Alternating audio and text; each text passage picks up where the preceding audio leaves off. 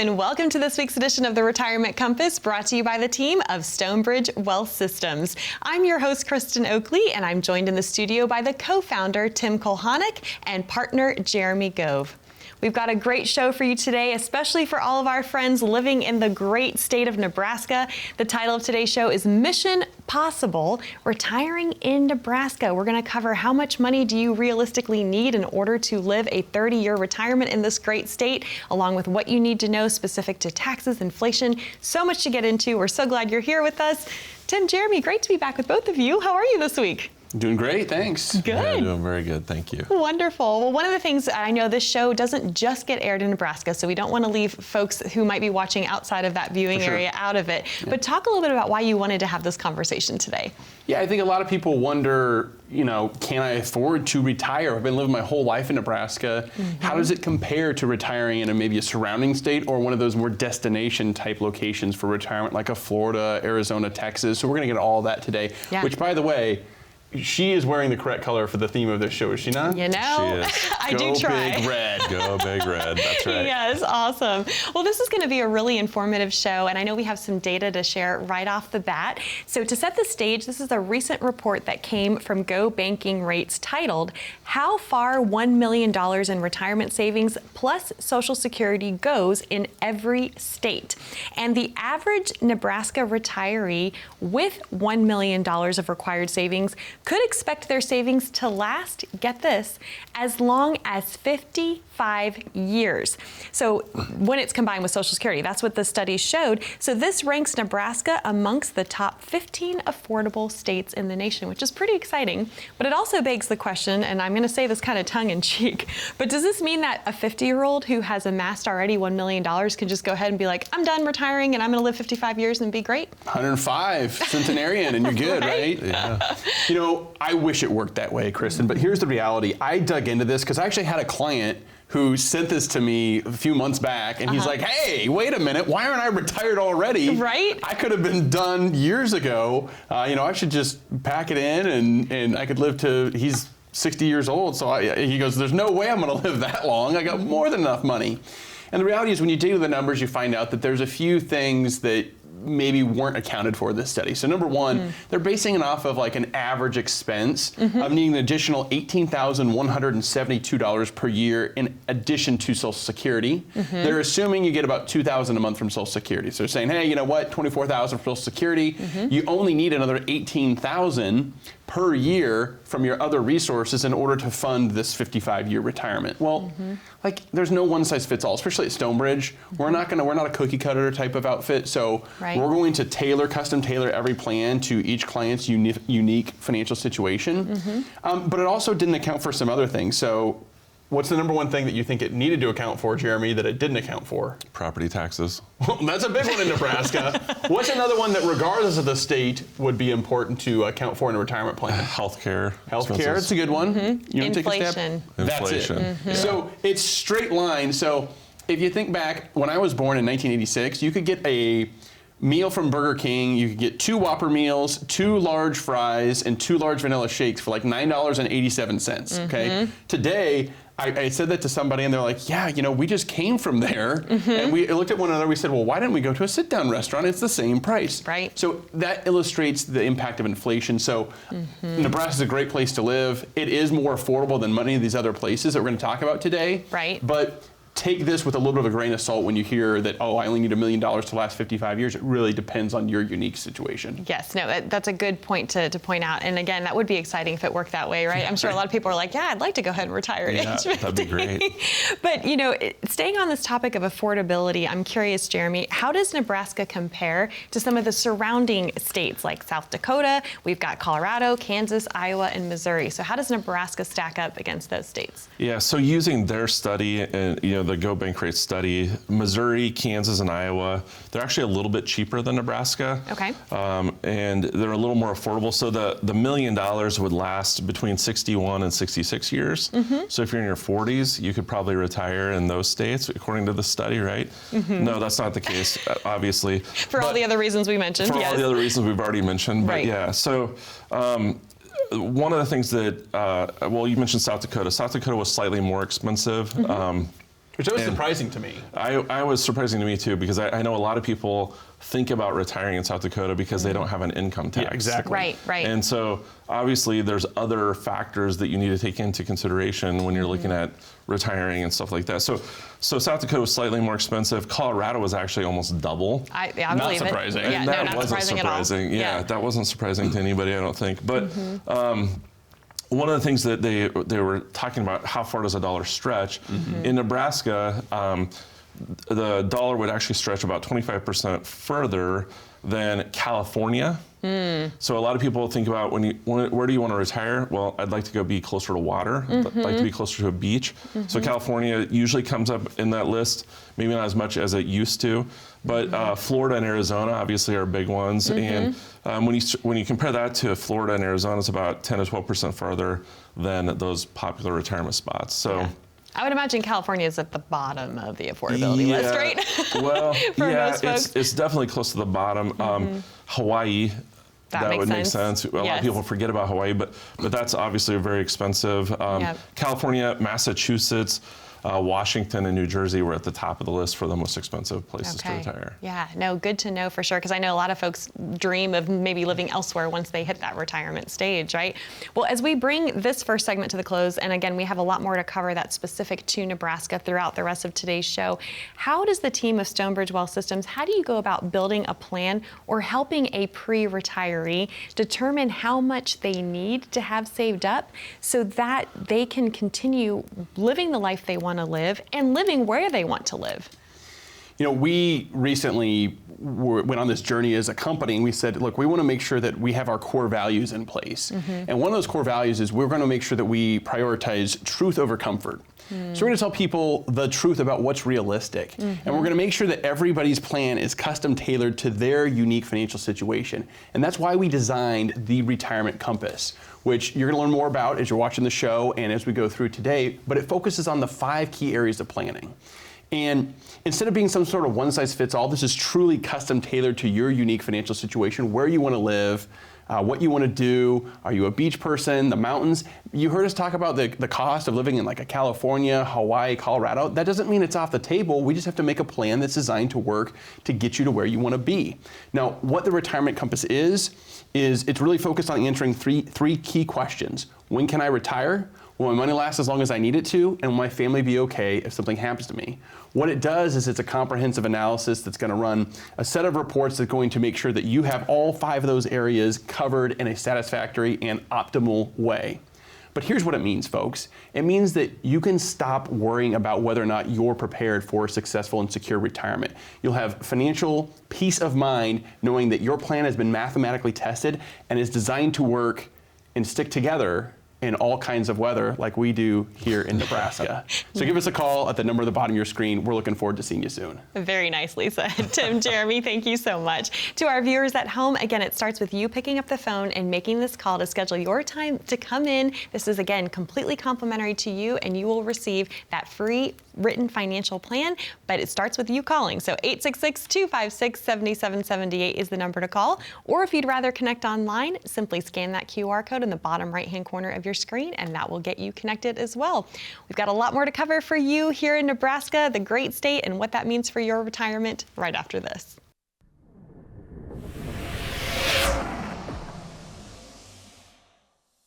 You know, if you think about the average American consumer, we don't talk about financial topics very often. And so we spend a lot of time at Stonebridge doing educational seminars and different things that are free of charge. If you're not educated in a topic, how do you make educated decisions? When you're working with a client, you're sitting down with them, they're a little stressed out, but after you go through the process and you really take time to educate them on not only what we're doing for them, but why we're doing it, that really gives them peace of mind, and you can see the weight just kind of drops. And when they leave, I hear all the time, I really should have done this years ago. But sometimes there's a fear that somebody might try to sell us something. If the things that I can provide, if you don't want, don't need, or can't use those, I've got some good news for you. We're not going to sell them to you. We are fulfilling our fiduciary duty of putting their interests ahead of our own.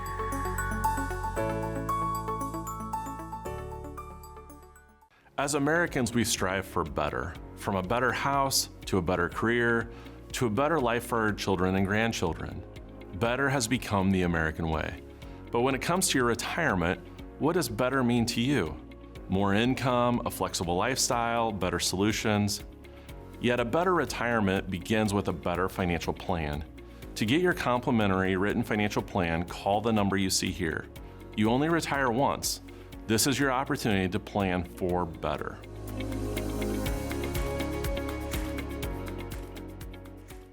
Welcome back. You're watching The Retirement Compass, brought to you by the team of Stonebridge Wealth Systems. I'm Kristen Oakley here with both Tim and Jeremy, and a great conversation we are having today on this theme of Mission Possible, retiring in Nebraska. If you're just tuning in and joining us in the first segment, we shared with you a lot of the pros about retiring in Nebraska and some data that supports comparing it to some of the other surrounding states, along with some of the more popular destinations that folks like to retire throughout the country. But as we kick off this segment, Jeremy, let's discuss some of the more popular activities of interest in Nebraska. What makes Nebraska a great place for folks to retire?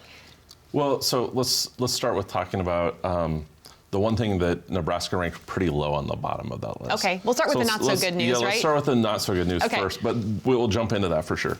So, as everybody that lives in Nebraska and maybe South Dakota and Iowa, they know the weather, the climate. The climate is rough. It goes from, I've actually played golf on January 1st in shorts and a t-shirt. And I've also not been able to play golf because you would never be able to find your ball in all of the snow, right? On January 1st. So we rank near the bottom in Nebraska in that category. And so just to give you kind of an idea, and I think everybody in Nebraska knows this, but just for people that are watching this, the average temperature in Nebraska is 50 degrees, okay? So does that sound bad? Not terrible, but in the summer, that doesn't sound great. Or if you're somebody that's seeking more warmer climates, that's not that great. But in the summer, we're getting from 85 to 90, and it goes much higher than that also. In the winter, we're at 30 to 40 degrees. Sometimes it's a lot colder than that. But the spring and fall, it's 50 to 70. And I think if you ask Nebraskans what's their favorite time of the year, it's basically the changing of the seasons, because it's kind of a new, you go from summer, it's super hot, to fall, it starts to cool off, to kind of go along with what Tim was talking about earlier, the football season starts to kind of come into play. You got the fall sports and stuff going on. Right. And then, by the time winter is getting close to done, spring looks fantastic, So that's kind of nice. But the all-time high in Nebraska was 118 degrees. Wow. Yeah. And the all-time low was minus 47. Gosh, talk about a spread. It's crazy, right? It's crazy, yeah. Yes. So obviously very big swings in that, And so just to talk about destinations, I think that same study that we talked about, actually this was a different study, it was vacationrenter.com. They had the 5 most affordable places to be kind of a snowbird or to go to in the wintertime. Right. When it's cold. Yes, fly south for winter. I support it. Yes. We all do, for sure. Right. So the Tybee Island in Georgia, Pawleys Island in South Carolina, McAllen, Texas. I know a lot of people that go to McAllen, Texas. Anna Maria Island in Florida, a lot of people that go there. Ironically, they actually threw a place in Hawaii on that list. As Princeville, Hawaii, but I think that maybe they just felt bad for people in Hawaii because they're always getting thrown on that list as not being affordable, so they wanted to throw them onto that list and add right.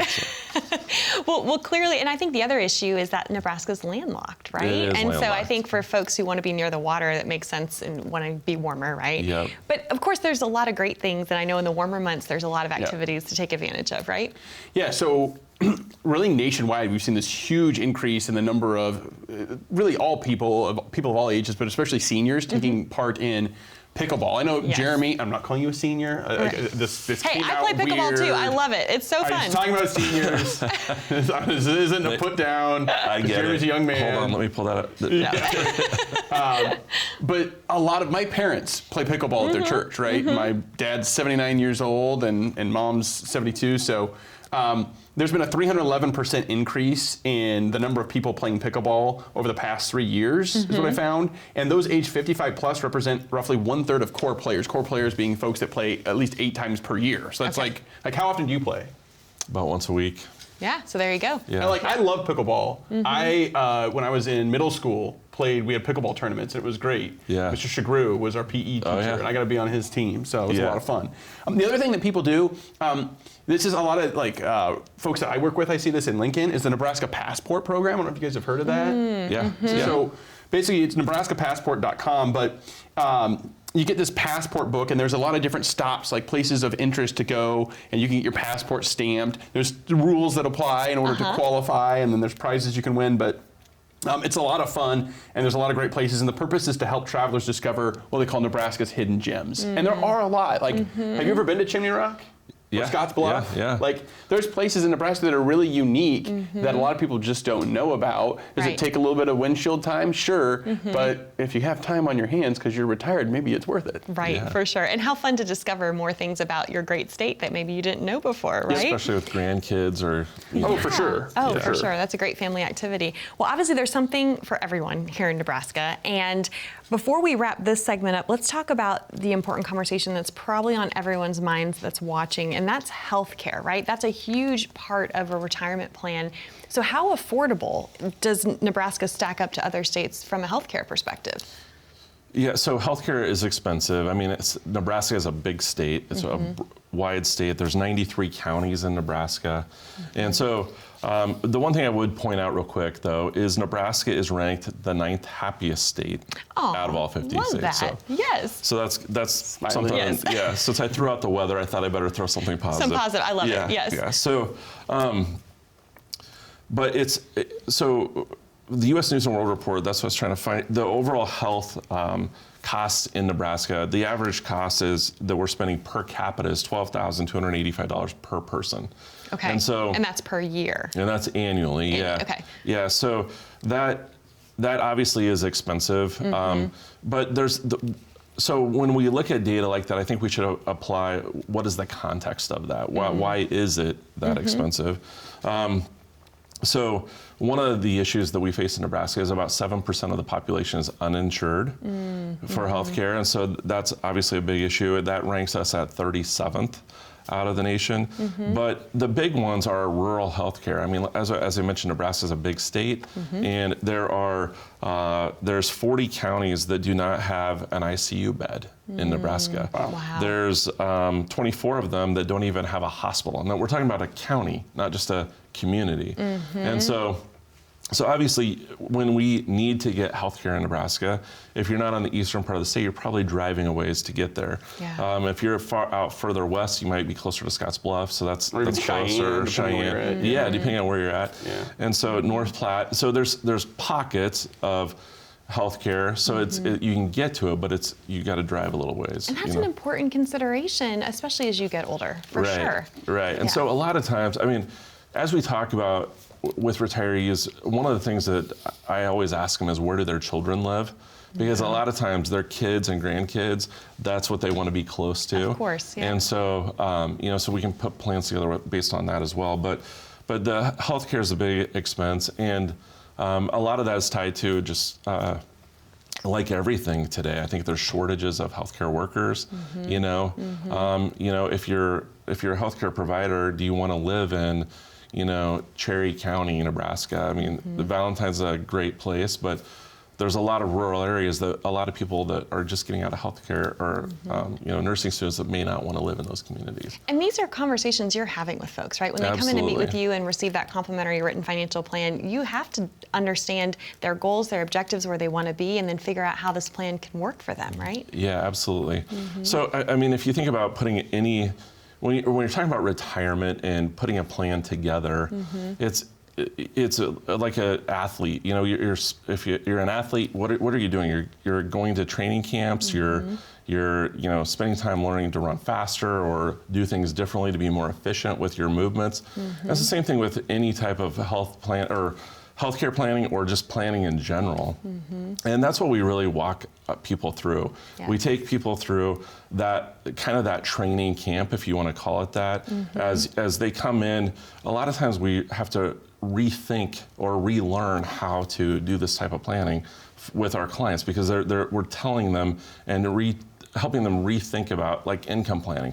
What do I need for income planning? And so healthcare planning and all those other things. And so the idea behind that is we need to take time to sit down with people that know what they're doing.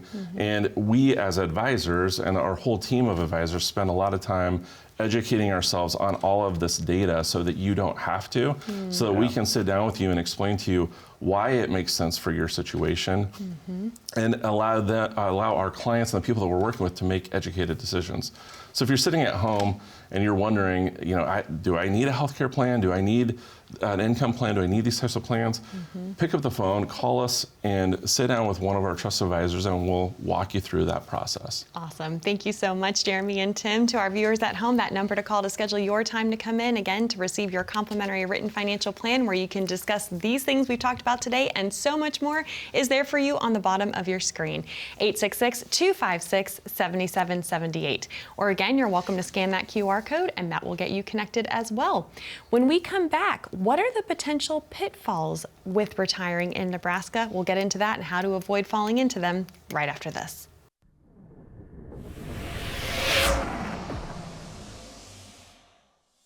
Our team is very unique, so we all have different gifts. When you put it all together, it fits well. Jeremy is definitely our most seasoned and fastest growing advisor we have. He's discerning, so he understands the way we want to do things at Stonebridge, to focus on the client and solving their problems, and that's really what he's passionate about. I know Tim spends a lot of time making sure that all the I's are dotted and T's are crossed for his clients. And he's not just satisfied knowing the 30,000-foot view, he wants to get down in the weeds and know exactly how it works. The things that you buy, the stocks, the bonds, the mutual funds, that really isn't that important to the client. What's important to the client is, what does this mean for me?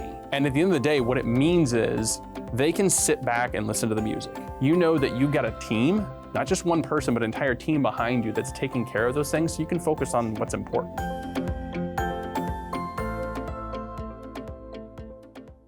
Have you ever considered refinancing your retirement?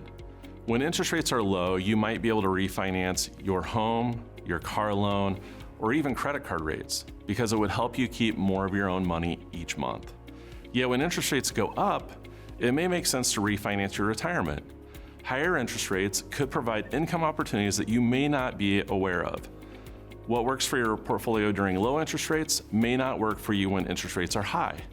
Find out if a retirement refi could work better for you. Give us a call today and schedule a complimentary Refi Your Retirement review. Well, welcome back to the Retirement Compass, where today Tim, Jeremy, and I have been discussing the good life of Nebraska, and we know that you love this state and a lot of you want to retire here, and that's a great thing. There are some potential things to be aware of. We could call them pitfalls, if you may, and so we're going to get into that now. So what do our viewers need to be aware of when it comes to retiring in this great state? So a lot of people talk to us about taxes. I mentioned earlier in the show property taxes. That's the big topic, everybody brings up. But just taxes in general. In the state of Nebraska, like the state income tax, there's work being done to make it more competitive with other states. But right now, the top tax rate in 2025 is 5.2%. And this is the top income tax That's bracket, the top right? income tax, yes, thank you. And that is actually set to decline down to 3.99 by 2027. Okay. And right now, there are, we just actually consolidated from 4 brackets to 3 brackets. But that's actually part of that whole 2027 deal. And then the standard deduction right now for a single filer is $8,500, or I'm sorry, $8,600, and for a married filing jointly, it's $17,200. So taxes are, if you compare that to at the federal level, they're comparable, but still lower. So taxes are a big issue in Nebraska. Sure. Well, it sounds like that steps are being made to try to keep more Nebraskans staying in Nebraska, right? From a tax perspective, or making it more friendly, right? Yeah. So just a few years ago, Nebraska was still one of 13 states taxing your Social Security at the state level. And we've since phased that out. There was a few different bills that passed through the state legislature, which I think we're the only state that has a unicameral still, right? So we have what's called a unicameral. We only have one house in the state government. But they passed a few different bills, one to start phasing out the taxation of Social Security, and then another that accelerated it. So as of the taxes you filed in 2025 for 2024, basically what happens is the state of Nebraska uses your federal AGI, and then they make adjustments from there, right? Well, one of the adjustments now is if the key component here is your Social Security, just because you live in the state of Nebraska, Nebraska won't tax it anymore. That doesn't mean you won't pay tax on your Social Security at the federal level. That's a totally different process, okay? So what they'll do is they'll say, okay, your taxable Social Security, your total Social Security was $50,000. Here's the taxable amount. Maybe it's $40,000 or $35,000. Then on your Nebraska return, they're going to come and pull that back out and say, here's an adjustment to your federal AGI. We're going to reduce it by this $35,000 that was taxable at the federal level, not taxable at the state level. So that's a step in the right direction. Right, for sure. Well, clearly we've covered a lot of ground today about Nebraska and what it means for our retirees. What do you feel like is the biggest takeaway, or anything you want to add into addition to what you just said? It truly does take a guide. It takes a guide that's familiar with the terrain, that can kind of be the lamp holder that's going to provide the light for the path, that helps you avoid some of the pitfalls Jeremy and I have been talking about. And I oftentimes give the example that years ago my wife and I were planning this trip, and we were doing an overseas trip. And like, we never traveled overseas together and didn't really know what to do, what airline to take, where to fly out of, where to stay, where to eat, like all these different things that you have to consider and be prepared for that we were completely unprepared. And we'd go back and forth for weeks trying to figure out what the heck are we going to actually do, and prioritizing, because we were only going to be there for like 5 or 6 days. And we were going to Prague, which my grandfather was a bohunk, so getting back to our family heritage. And eventually we said, well, let's just sit down with somebody who knows what they're doing. Yeah. I sat down with a trip advisor, if you will, a travel agent, and he said, listen, tell us what you want to do. I'll come back in a week, and we're going to sit down, and we're going to figure this out. They came back in a week, pushed a binder across the table, said, this is where you're leaving from, this is where your connecting flights are, here's who's picking you up, here's where you're staying. As long as you can read and follow directions, you guys are going to have a great time. And when it comes to your financial plan, it's the same thing when you work with Stonebridge. Yes, I love that analogy. It couldn't be said any better. So Tim, Jeremy, thank you so much, and I'm excited for more folks to connect with you as a result of today's show, for sure. And to help more people retire successfully, whether you plan to stay here in Nebraska or go elsewhere, the team of Stonebridge Wealth Systems has got your back. But you have to pick up the phone and call to schedule that complimentary written financial plan. 866-256-7778 is that number to call, or again, you're welcome to scan that QR code. Be safe, be happy, be blessed, and we look forward to being back with you next time here on the Retirement Compass.